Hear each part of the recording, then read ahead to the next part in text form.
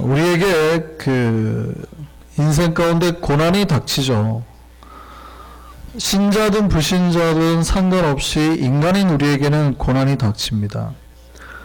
그러면 우리 신자된 우리는 세상 사람들은 그 고난을 이겨내는 방법이 자기만의 방법이 있겠죠. 그렇지만 신자에게는 그 고난을 이겨내는 방법, 그 기준이 뭘까요? 인생의 경험일까요? 세상 사람들은 그렇게 하죠. 우리에게는 뭐예요? 인생의 경험일까요? 우리가 환난이나 고난 속에서 그 문제와 역경을 헤쳐나고 살아나갈 수 있는 방법, 우리 영혼을 보존하고 삶을 보존할 수 있는 그 기준이 뭡니까? 말씀입니다. 그 말씀이 우리의 기준 되기를 바랍니다. 그러니까 세상 사람들과 신자의 차이, 구별되는 것은 뭐냐면 보통 때는 잘 몰라요. 근데 문제가 왔을 때, 나에게 환난이 왔을 때, 내 영이 눌리고 마음이 힘들고 환경이 막 나를 굉장히 억누를 때 그 문제를 해결하는 방법이 세상 사람들은 뭐예요? 권력, 돈, 방법, 자기 생각. 이해되세요? 근데 신자는요, 말씀이어야 된다는 거예요. 그 해결 방법의 기준이 말씀이어야 된다는 거예요. 그러면 우리에게 정말 문제가 닥치고 어려움이 있을 때 말씀대로 할까요? 아니면 내 생각대로 할까요? 기준은 명확하죠. 기준은 명확해요. 우리에게 기준은 항상 말씀이에요.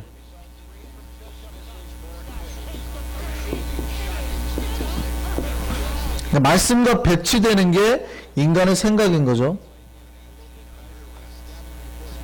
그럼 우리는 무엇을 판단할 때, 특별히 내 상황 판단이 흔들릴 만한 환난과 곤고한 때에 우리가 그럼에도 불구하고 말씀을 붙들고 판단하고 이겨내 극복할까요? 내 생각 의지하고 극복해낼까요?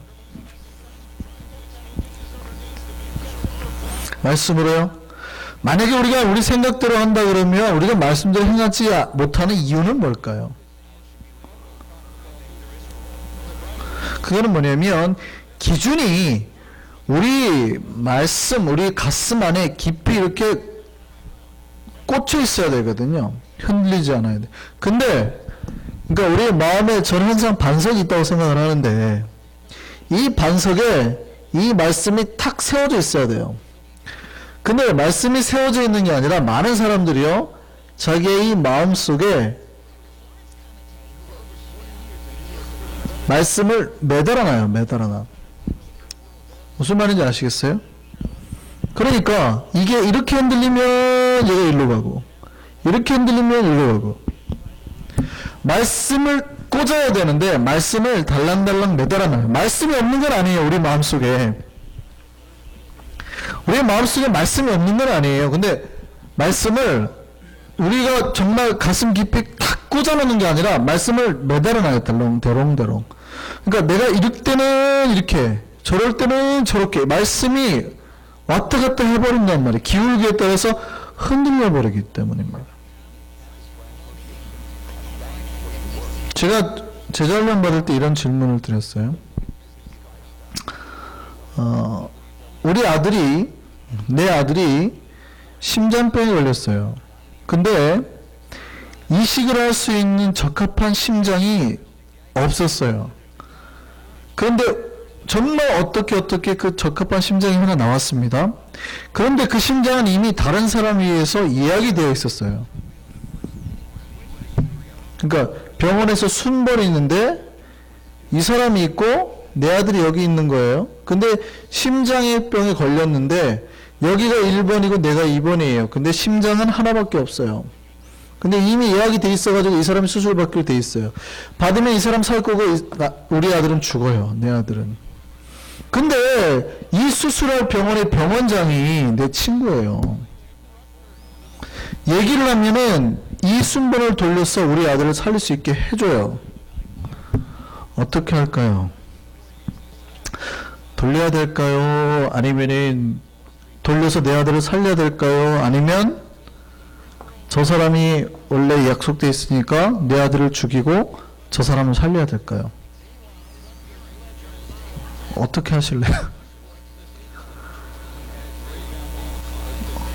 자, 내 아들을 살린다. 1번을 내 아들을 살린다라고 생각해 보시죠. 내 아들을 살린다. 이거 괜찮은 거예요? 나쁜 거예요?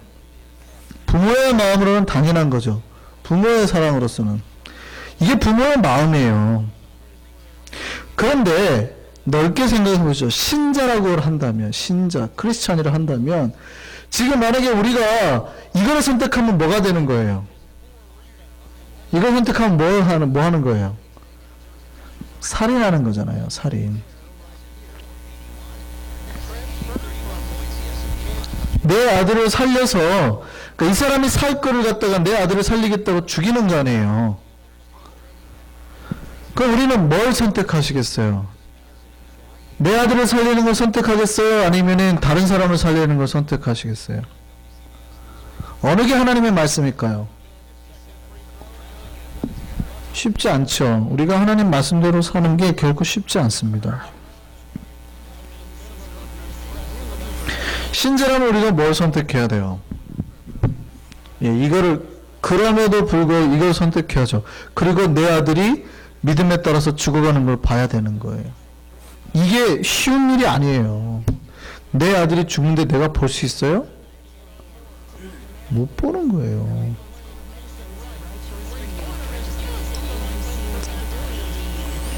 근데 그게 뭐예요? 하나님 말씀이잖아요. 그럼 이런 상황에서 우리는 뭘 선택할까요? 1번 내 아들을 선택하시겠다. 2번 하나님 말씀을 선택하시겠다. 진짜 안 쉽죠? 손 안 들길 잘하셨어요.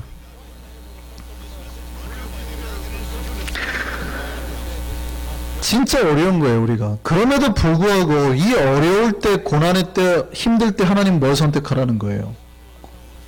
말씀을 선택하라는 거예요, 말씀. 이게 우리에게 제일 좋다는 거예요. 이게 우리에게.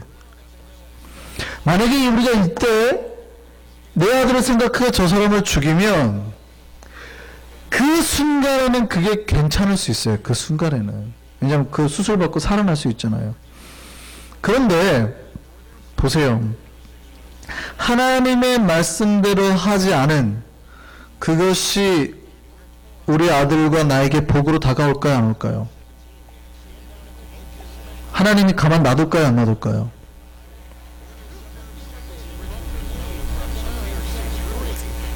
하나님이 그 아들과 다른 사람 목숨 빼앗은 이렇게 스위치한 나를 가만 두실까요? 그 아들을 가만 두실까요? 하나님의 말씀대로 사는 것이 쉬운 일은 아닙니다. 그런데 주님은 우리에게 그걸 요구하신단 말이에요. 저는 그렇게 믿습니다. 내가 기도 가운데 가슴이 아프지만 하나님 앞에 만약에 우리가 이거를 원래 이 사람 몫이니까 참아낸다면 주님은 반드시 그 인내하는 우리의 믿음을 보고 아들을 다시 기적같이 살려내실 거라는 거죠. 우리는 그걸 믿죠. 그리 아니하실지라도예요. 그러나 그리 아니하실지라도 마치 다니엘의 새 친구처럼 그리 아니하실지라도 내가 하나님 앞에서 나에게 주신 말씀을 어길 수 없다. 이게 우리의 믿음이에요. 우리가 판단하기 어려운 문제를 만나고 고난의 때를 당할 때 그것을 진짜 거기서 빠져나올 수 있는 방법, 그러니까 내 아들도 살리고 나도 살릴 수 있는 방법이 뭐예요? 하나님의 말씀을 선택하는 거예요. 오직 신자는 그렇게 생각하셔야 돼요. 내가 오직 말씀을 선택하는 것이 최선의 선택이었다라고 믿으시는 겁니다. 내가 이러는 곤란과 환란의 어려운 때에 말씀을 선택한 것이 최선의 선택이었다고 믿어야 되는 거예요. 신자예요. 그렇지 않고 내 생각을 믿으면 그 당시에는 좋을지 모르지만 그것이 최악의 선택이 되어 우리를 죽음으로 몰아넣게 되는 거예요. 이 사실 나중에 들통나면 어떻게 되겠어요? 나도 살인자로 몰릴 것이고 아들은 살아나긴 했지만 평생 가슴에 상처와 이걸 품고 살아야 되는 거예요. 죽음 맛도 못한 삶을 살게 될 수도 있다는 얘기죠. 그러니까 말씀대로 사는 게 최선의 선택이에요. 말씀대로 사는 게. 그 최악의 선택이 우리를 죽음으로 몰아넣게 되는 거죠. 문제가 닥쳤을 때 어떻게 해야 살아날까요? 혹시 여러분은 관심 있을지 모르지만 그 알래스카에 가면 아이디타로드라는 대회가 있습니다. 혹시 들어보셨어요? 아이디타로드라는 대회? 무슨 대회냐면 개썰매 대회입니다. 개썰매 대회. 그러니까 북극 쪽에 가면 개썰매 대회가 많은데요. 가장 유명한 개썰매 대회. 그러니까 개썰매 대회가 우리는 잘 모르지만 꽤 유명해요. 꽤 유명. 그러니까 어느 정도 유명하냐면 올림픽의 한 종목이기도 하죠. 근데 이게 1932년에 이미 동계올림픽 종목으로 채택이 됐어요. 우리는 별로 관심이 없는데 그 어마어마하게 비행기가 뭐 어마어마하게 동원되고요. 그 경기를 보려고 수많은 사람들이 몰려가고요. 특히 일본 사람들은 엄청 그 참가를 한대요. 그래서 뭐 NHK에서 촬영을 하고 헬기가 뜨고 장난이 아니라 협찬사 있잖아요. 특별히 그 뭐 등산복 같은 거 파는 그런 메이커들 어마어마하게 거기서 완주하면 진짜 유명한 스포츠 스타가 된대요.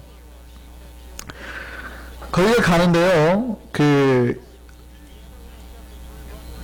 1800km를 완주해야 되는 거예요. 1800km를 완주해야 되는데 완주하면 성공하는 거예요. 근데 개를 16마리를 끌고 간다고 그래요.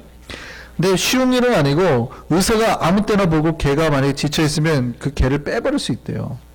그러니까 이제 그 출전 선수는 개만 타고 가는 게 조종만 잘해서 되는 게 아니라 언덕 이런 데로 올라갈 때는 개에 의지하면 안 되는, 개가 지치면 안 되니까, 그럼 바로 개가 탈락돼 버리면 뭐 바로 아웃되니까 내가 썰매를 밀고 뛰어야 된대요. 같이 막 1800km를 거의 같이 뛰어야 되는 거예요. 그러니까 어마어마하죠. 그러니까 잘 때도 개들을 케어해야 되니까 거의 잠을 못 잔대요. 그러니까 엄청난 체력이 소모가 되는. 그리고 거기는 태풍이 가끔 한 번씩 이렇게 확 눈보라가 치니까 작전을 잘 짜야 된다 그래요. 전략을. 그러니까 개가 지칠 때쯤 어디 숙소에서 자고 그때가 태풍이 불어오는 그 타이밍에 자야 되고 뭐 이런 걸 계속 전략을 짜야 된대요. 1800km면은 얼마나 먼지 아세요? 뉴욕에서 여기 워싱턴 DC까지가 1200km예요. 1800km면은 얼마나 먼지 아시겠죠? 그러니까 그 알래스카에서 원래 이제 요게 이제 시작되는 기원이 있는데요. 알래스카, 그 이제 미국이 1867년인가요? 알래스카 땅을 사잖아요. 750만 불인가 주고. 그러니까 북미 이렇게 있고 러시아가 이제 이렇게 맞닿아 있고 여기가 베링해가 있잖아요. 여기가 이제 아메리카가 이렇게 있으면 여기가 이제 알래스카죠. 그러면 앵커리지가 여기였어요. 근데 놈이라는 지역이 여기 있는데 여기로 이렇게 가야 되는 거예요. 1800km로. 근데 그냥 가는 게 아니겠죠. 그쪽은 영하가 몇 도일까요? 그러니까 마이너스 90도, 영하 보통은 30도, 영하 37도 뭐 이렇게까지 나아가는 거예요. 완주하면 성공하는데 이걸 하는 거예요. 이 미친 행동을 하는 거예요. 근데 이거에 대한 이게 발생하게 되는 이야기가 있었습니다. 뭐냐면 1925년에 1월 달에 알래스카 중심이 앵커리지에서, 그러니까 여기에서 이 놈에서 이제 여기에 이제 뭐 금맥이 많이 이제 막 나온다고 해서 사람들이 엄청 많이 이주를 했었대요. 근데 그 지역에 한 여기가 이 1500명 정도 사는 작은 마을인데 그 디프테리아가 창궐 해가지고요. 아이들이 죽어가기 시작하는 거예요. 전염병에 들어서. 그러니까 항체가 있으면 항혈청을 맞으면 사는데 그게 없었어요. 근데 이때 당시 1월 달에 엄청 추웠답니다. 영하 47도예요. 체감온도 영하 57도였대요. 근데 앵커러지까지는 혈청이 온 거예요. 다행히. 근데 여기까지 갈 방법이 없는 겁니다. 이때 20명의 개썰매꾼이 목숨을 걸고 가겠다고 자원해서 나온 거예요. 목숨을 걸고. 그런데 원래 여기서 개썰매를 타고 가면은요 25일은 좋게 걸린대요. 25일. 그러니까 한 달을 가야 되는 코스예요. 근데 이 사람들이요 릴레이로 막 달렸답니다. 20명이 릴레이로 계속 잡아 돌려가지고요 5일 만에 5일하고 8시간 만에 여기를 도착한 거예요. 아이들이 7이 죽었어요. 그 사이에. 근데 더 이상 죽지 않은 거예요. 이거에 기원해가지고 바로 이제 그 개썰매 대회가 세계에서 가장 긴 썰매 대회래요. 발생을 한 겁니다. 그래서 이제 이 썰매가 하는데 이게 그 아이디타로드의 그 유명한 전설인데요. 실제 이제 개썰매 대회가 열렸답니다. 제가 지금 한 거는 이제부터인데요. 개썰매 대회가 실제로 이제 열렸는데 태풍이 어떤 하루나 이틀, 3일 몰아칠 수 있는데요. 언젠가 한 번은 대회는 태풍이 2주간 몰아쳤대요. 2주간. 근데 태풍이 2주간 몰아쳐버리면 거의 죽는 거죠. 그러니까 구조대가 못 떴답니다. 구조대가. 그러니까 결승이 여기서부터 해갖고 여기까지 가는 게 대회인데 2주 동안 태풍이 쳐니까 워낙 악천후해가지고요. 구조대도 못 나오고 사람들이 그 시계도 없어요. 완전 가시거리가 없어요. 아무도 그 살아나와서 못할 정도라고. 그러니까 대회에 참석한 사람들 그래야 걱정까지 했대요. 그런데요, 놀랍게도 한 팀이 앵커리지에서 출발한 개썰매 팀이 결승전까지 왔대요. 어떻게 그랬을 수 있었습니까? 다 궁금했어요. 그 팀에게 물어봤어요. 어떻게 해서 당신은 당신 팀은 도착할 수 있었습니까? 물었어요. 그랬더니 아주 간단하게 말했대요. 배운 대로 했습니다. 원칙에 충실했대요. 원칙에. 뭐냐 그러니까 그 배운 게 뭐냐 그랬더니 눈보라가 치면 눈폭풍이 오면 움직이지 말고 눈 속에 구덩이를 파고 개와 함께 들어가서 버티라는 거예요. 근데 내가 판단하는 거예요. 내가 판단. 이 정도 눈보라 오면 내가 갈 수 있을 거라는데 하고 움직이면요 죽는 거예요. 그 사람들은 배운 대로 했다는 거예요. 배운 대로. 눈구덩이 속에서 얼마 동안 있어야 되겠어요? 폭풍이 가라앉을 때까지. 버텼다는 거죠. 눈구덩이를 파고. 처음에 원래 배운 대로. 그랬더니 살아났대요. 여러분, 우리에게 고난이 옵니다. 정말 사람을 다 죽일 것 같은 고난이 와요. 우리의 목숨을 앗아갈 것 같은 고난이 와요. 우리가 정말 견디기 힘든 우리 인생의 눈보라가 몰아친다고요. 그 눈보라를 이겨내는 방법이 뭡니까? 고난과 죽음을 이겨내신 분이 원래 이 인생 선배가 가르친 대로 하면 되는 거예요. 그러면 고난과 죽음을 이겨내신 분이 누구예요? 예수 그리스도. 예수 그리스도가 가르치신 말씀대로 하면 되는 거예요. 그것이 승리의 방법이에요. 그걸 말씀을 가지고 나아갈 때 결승점에 도착할 수 있는 거예요.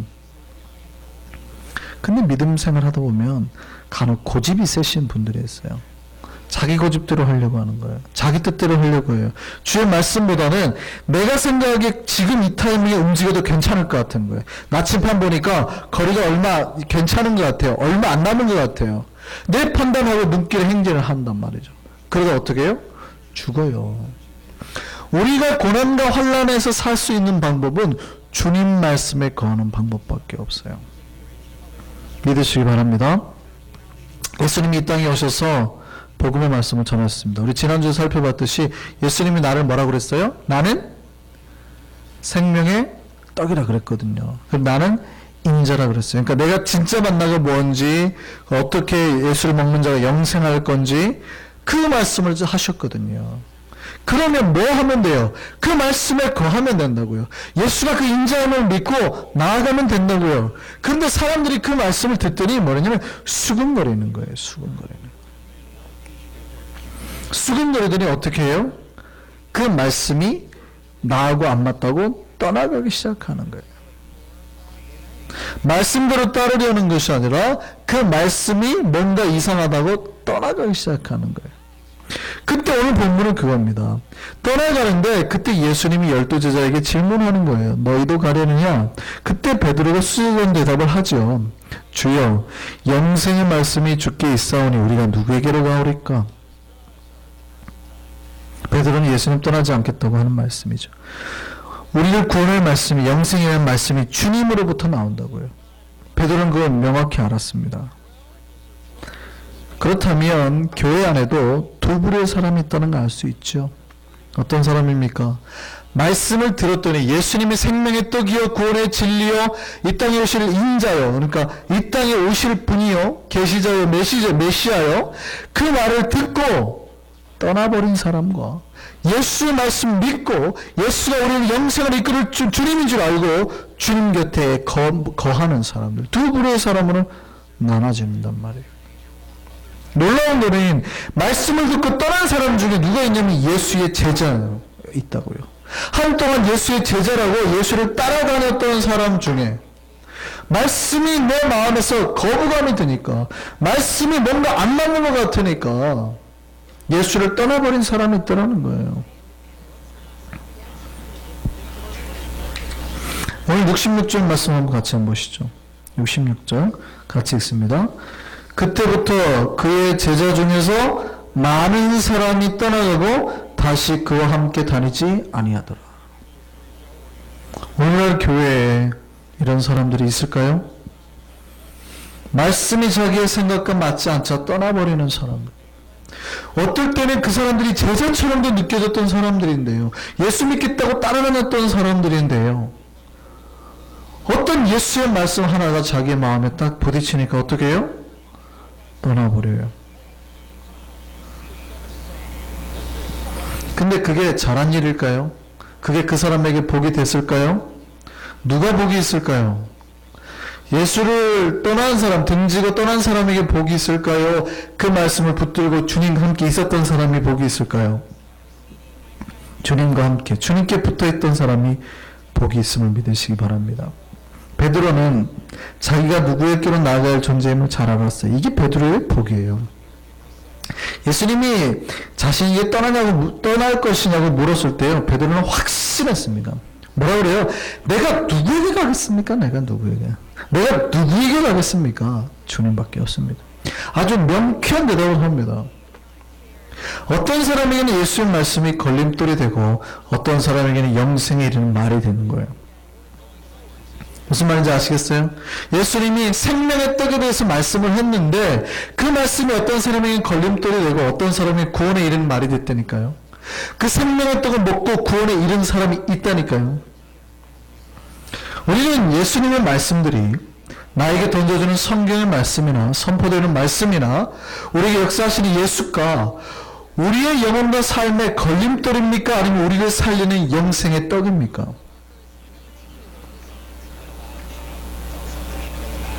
여기서 걸림돌이라는 말은 잘 생각해 볼 필요가 있어요. 사실은 걸림돌이라는 뜻에는 좋은 뜻과 나쁜 뜻이 있습니다. 좋은 뜻은 예수님의 말씀이 사실은 흘러가지 않고 자기 가슴에 남았다는 표현이에요. 걸림돌이라는 말은. 걸렸다는 거 아니에요. 아주 좋은 거예요. 제가 설교를 하고 내려왔을 때 가장 좋은 반응이 있어요. 은혜를 많이 받았다는 거는 딱 보면 알아요. 진짜 막 감동이 오고 설교가 가면 그런 뭐 변화가 있어요. 그런데 반대로 그러니까 막 밝게 웃고 은혜 받은 사람도 있는 것 반면에 반대로 어떤 사람은 고민을 하고 힘들어하고 목사님의 말씀을 저렇게 하실까 하는 사람들이 있어요. 그것도 설교를 제가 굉장히 잘한 거예요. 그러니까 약간 시험에 드는 사람들 있죠. 설교를 듣고 약간 시험에 드시는 분들도 제가 설교를 굉장히 잘한 거예요. 그분이 설교를 굉장히 잘 받은 거예요. 왜요? 설교가 걸렸다는 말이에요. 지금 자기 마음속에. 그러니까 굉장히 그는 설교를 잘 들으신 거예요. 가장 나쁜 건 뭔지 아세요? 제가 설교하고 내려왔는데 저를 보고 목사님 은혜 받았습니다 이러시는 분들. 그러니까 기쁘지도 않고 아프지도 않고 아무 반응이 없어요. 그냥 매주 목사가 설교했으니까 그냥 인사하는 거예요. 목사님 은혜 받았습니다. 이게 별거 아니에요. 그러니까 이분은 설교가 걸리지 않고 흘러가 버린 거예요. 무슨 말인지 아시겠어요? 이분은 아예 설교가 걸리지 않고 흘러가. 이게 제일 나빠요. 좋은 거는 마음의 상처가 돼도 걸렸다는 얘기는 그 말씀을 듣고 지금 고민한다는 뜻이거든요. 무슨 말인지 아시겠어요? 그러니까 원래는 걸렸다는 건 굉장히 좋은 거예요, 지금.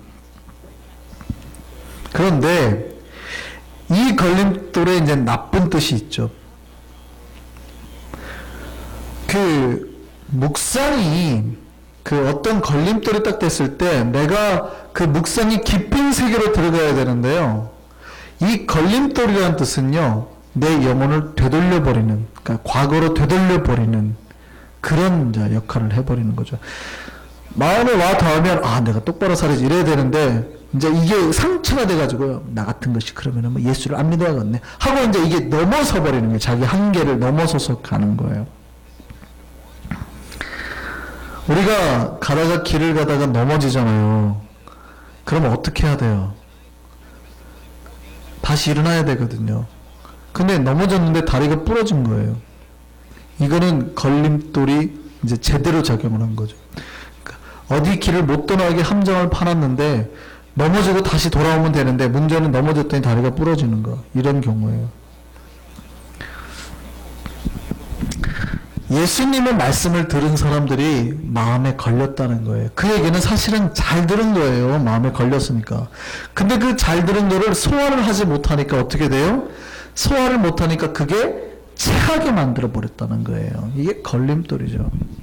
그런데 베드로는 정반대예요.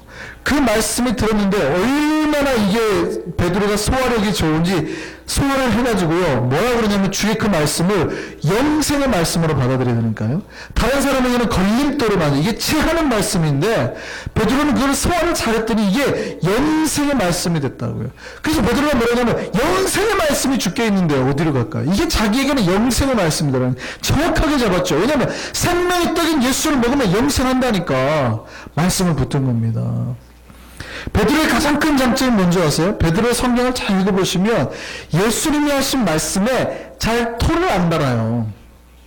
막 흥분해가지고 말하다가도 예수님이 아니다 그러면은 물론 거부도 하지만 대부분 토를 안 달아요. 물속에 뛰어들까요?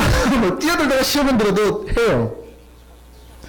막 열심은 있어요. 베드로가 별로 예수님 말씀에 그렇게 하지 않아요. 고백은 다 베드로가 합니다. 하나님의 아들을 고백도 베드로가 하고요.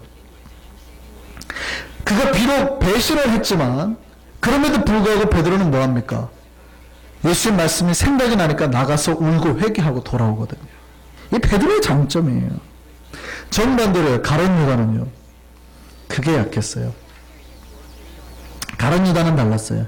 자기가 그 배신했다는 게 어떻게 해요? 걸려버렸어요.